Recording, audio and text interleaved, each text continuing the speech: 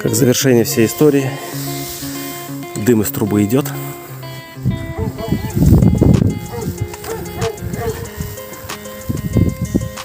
Все работает. Вот такая история.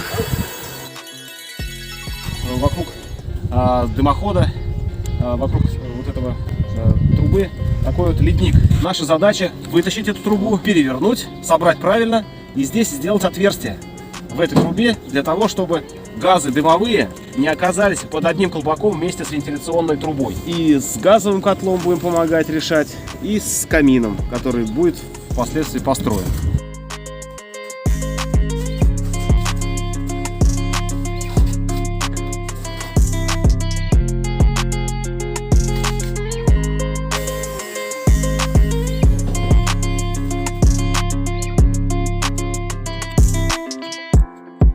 И подписчики, ну вот мы доделали последний штрих, установили уплотнительное кольцо.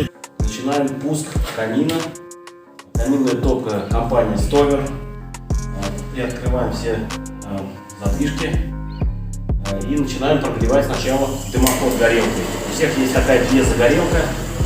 Немножко в зимнее время желательно прогреть дымоход, чтобы холодный воздух, который создает пробку воздушную, немножко выгнать, создать тягу в трубе.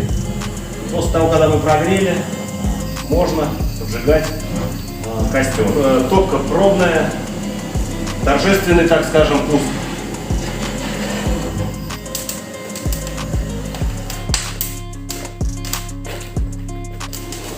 Вот такая у нас топка. В открытом состоянии сразу начала работать.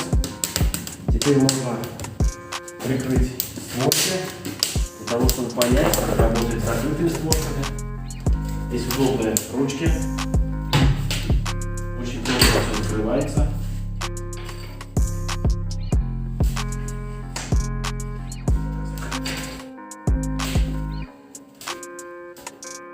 Как в телевизоре.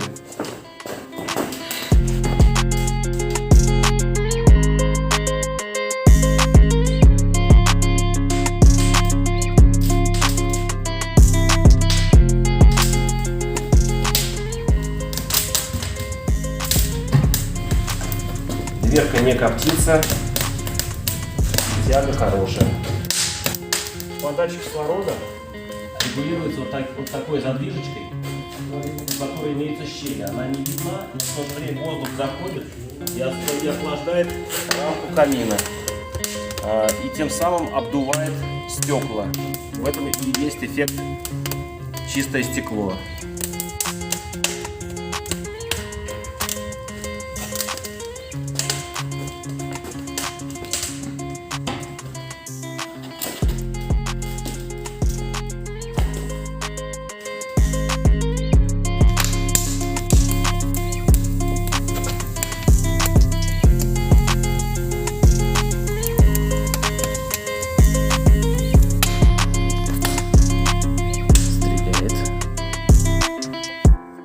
Всегда готовы.